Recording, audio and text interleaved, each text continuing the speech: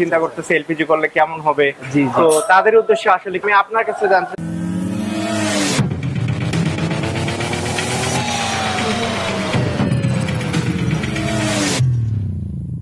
প্রায় সময় আমি একটি এলপিজি কনভার্সন ওয়ার্কশপে আসি। আর একটি এলপিজি কনভার্সন ওয়ার্কশপ আসার কারণ হচ্ছে গাড়ি এলপিজিতে কনভার্সন।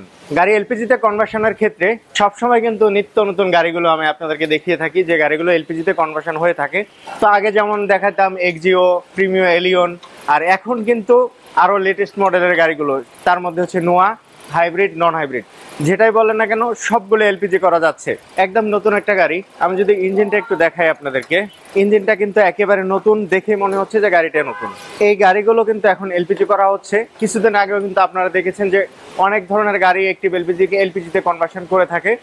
তার মধ্যে এখন ম্যাক্সিমাম গাড়িগুলো, নোয়া গাড়িগুলো এলপিজি করতেছে, হাইব্রিড, নন হাইব্রিড সব ধরনের গাড়িগুলো এলপিজি করা যাচ্ছে। যেহেতু এই গাড়িগুলো নতুন মডেলের গাড়ি, অনেকেই চিন্তা করে যে গাড়িগুলো এলপিজি করলে হয়তো ইঞ্জিনের কোনো সমস্যা হতে পারে বা গাড়ি ভালো চলবে না, পারফরমেন্স ভালো পাওয়া যাবে না। আর এটাতে যে সিলিন্ডারটা দেওয়া হচ্ছে 40 লিটারের cylinder, toroidal cylinder. Toroidal cylinder 40 litre LPG refill করলে লাইক আপনার সেম 35 লিটার তেলের পারফরমেন্স পাবেন। 35 লিটার তেলে যতটুকু যেতে পারবেন 40 লিটার এলপিজিতে কিন্তু এতটুকু ড্রাইভ করা যাবে। তো সেক্ষেত্রে আপনার ডাবল পারফরমেন্স মিনস হচ্ছে এলপিজি কিন্তু সবসময় নিতে হয় না সিএনজির মতো।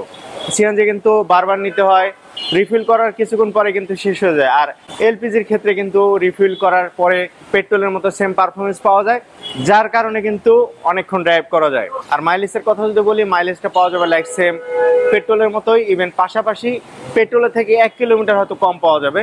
আর আদারওয়াইজ বাকি সব সেম পারফরমেন্স বলেন, গাড়ির স্পিড বলেন, সবকিছু কিন্তু সেম। এই গাড়িটা যিনি এলপিজি করাতে এসেছেন, আসলে আমরা একটু ওনার সাথে কথা বলবো। তো চলুন আমরা একটু ওনার সাথে কথা বলে আসি, যিনি গাড়িটা নিয়ে এসেছেন এলপিজিতে কনভার্সন করার জন্য। আমার সামনে কিন্তু উনি দাঁড়িয়ে আছে। আসসালামু আলাইকুম। ওয়ালাইকুম আসসালাম। কেমন আছেন? এই তো আলহামদুলিল্লাহ ভালো আছেন তো? প্রথমে আসলে আপনার পরিচয়টা জানতে চাচ্ছি। যারা অনেকে হয়তো গাড়ির ভাবছে যে আমি এলপিজি করব গাড়ি, বা অনেকটা নোয়া গাড়ি আছে, নতুন গাড়ি চিন্তা করতেছে এলপিজি করলে কেমন হবে। তো তাদের উদ্দেশ্যে আসলে আমি আপনার কাছে জানতে চাচ্ছি, কোথা থেকে আসছেন আপনি? জি, আমি আসছি মিরপুর 10 নম্বর থেকে। তার মানে ঢাকাতেই? জি, ম্যাক্সিমামে অনেকে ঢাকার বাইরে থেকে আসে। তো আমি হয়তো ভাবছিলাম আপনি ঢাকার বাইরে থেকে আসেন। না, তো আপনি যেহেতু ঢাকার ভিতরে আছেন, আর কি মনে করে আসলে এত সুন্দর গাড়িটা এলপিজি করতেছেন? জি, আমরা আপনাদের অনেক রিভিউ দেখছি ফেসবুকে, অনেকের মুখে শুনছি যে আপনাদের কাজ খুব ভালো, অ্যাক্টিভের কথা শুনেছেন অনেক জায়গায়। তো আসার পরে আর কি দেখলাম যেমন কথা তেমন কাজ। আপনার কাছে আপনি এখন দেখে মনে হচ্ছে ভালো হয়েছে কাজ? হ্যাঁ হ্যাঁ হ্যাঁ। গাড়ি রানিং হয় জান নাই, এখনো ড্রাইভ টেস্ট করেন নাই বা কোনো কিছু করেন নাই, তার আগে কিভাবে বলতেছেন যে ভালো ভালো হয়েছে? আমরা আপনাকে রিভিউ জানাবো, যেহেতু মানুষের কাছ থেকে শুনছি। তো এর আগে একটা গাড়ি ছিল, তো ওইটাও করা হয়েছে। আচ্ছা, তো ওই কারণে ওইটার উপরে বেস করে আমি আপনাকে বলতেছি। তো এটাও করছি, আপনার গাড়ি এখান থেকে করেছিলেন? আচ্ছা আচ্ছা। এখন এটা দেখে মনে হচ্ছে যে ভালো আছে, জি আপাতত মনে হচ্ছে। আর ড্রাইভের পরে আর আমি যদি আপনার কাছে জিজ্ঞেস করি, অনেকে হয়তো জানতে চায় যে আমি আমার গাড়িটা এলপিজি করব, তো কেমন খরচ হইতে পারে? আসলে আপনার পক্ষ থেকে জানতে চাই যে আপনি কেমন খরচ এলপিজি করেছেন, এখান থেকে অনেকে ধারণা পেতে পারে আর কি, যে প্রাইসটা যদি জানা থাকে। জি, আমি আগেও তো অনেক জায়গায় দেখছি, তো ওই তুলনায় আর কি এখানে খরচটা খুবই কম। আচ্ছা, আর কি আপনার কাছে কম মনে হচ্ছে? জি জি, কম মনে হয়েছে। তো আমি তো জানি যে অন্যান্য জায়গা থেকে একটি এলপিজিতে বেশি, কারণ অনেকের অভিযোগ থাকে। না না না, আমি তো আসলে যে দেখছি, তো ওই কারণে আমার এক্সপেরিয়েন্স আছে।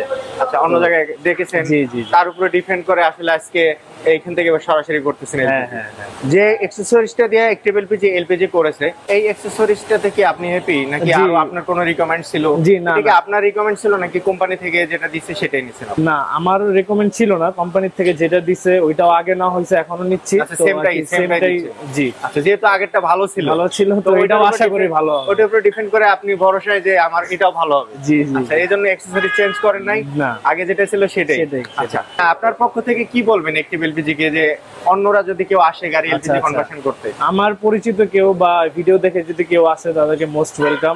আর আমি আশা করি আপনারা তাদের ভালো সার্ভিস দিবেন, যেহেতু আমাদেরও দিয়েছেন। আমার পক্ষ থেকে আমি এতটুকুই জানাই, আমি আপনাদের সার্ভিসে হ্যাপি, আপনারাও আসবেন। ধন্যবাদ। সো ভালো থাকবেন ভাইয়া, এতক্ষণ সময় দেওয়ার জন্য অসংখ্য ধন্যবাদ। আসসালামু আলাইকুম। ওয়ালাইকুম আসসালাম। আমরা এতক্ষণ গাড়িটা এলপিজি করা দেখলাম এবং যে ওনার সাথে কথা বললাম, তো সবকিছু মিলে আমার কাছে ভালো মনে হচ্ছে। আর পিছনে আমরা আরো গাড়ি দেখতে পাচ্ছি, পিছনে যে গাড়িগুলো আছে এই গাড়িগুলো যদি আমরা দেখি, তো মোটামুটি সব ধরনের গাড়িগুলো আপনারা এলপিজিতে কনভার্সন করতে পারবেন। পাশাপাশি এখানে দেখা যাচ্ছে হুন্ডা ব্র্যান্ডের গাড়ি, তারপরে 90 গাড়ি, আরো বাইরে অনেক গাড়ি আছে। এলপিজি কনভার্সন ওয়ার্কশপের লোকেশন হচ্ছে 100 fit road, Madani Avenue, Baridhara, Dhaka. সবকিছু দেওয়া আছে ভিডিও ডিসক্রিপশনে, ভিডিওর উপরে যে নাম্বারটা দেওয়া আছে এই নাম্বারে ফোন করে আরো বিস্তারিত জেনে নিতে পারেন। আপনার কোন মডেলের গাড়ি এলপিজি করাতে চাচ্ছেন, ইভেন কত টাকা খরচ হবে, এই বিষয়গুলো আপনারা ফোন করে জেনে নিতে পারেন। আর অটো 360 থেকে এতক্ষণ ছিলাম অ্যাক্টিভ এলপিজিতে। অটো 360 ভিডিও যদি ভালো লাগে অবশ্যই সাবস্ক্রাইব করে রাখবেন, পাশাপাশি একটা লাইক তো আশা করতে পারি। ভালো থাকবেন সবাই।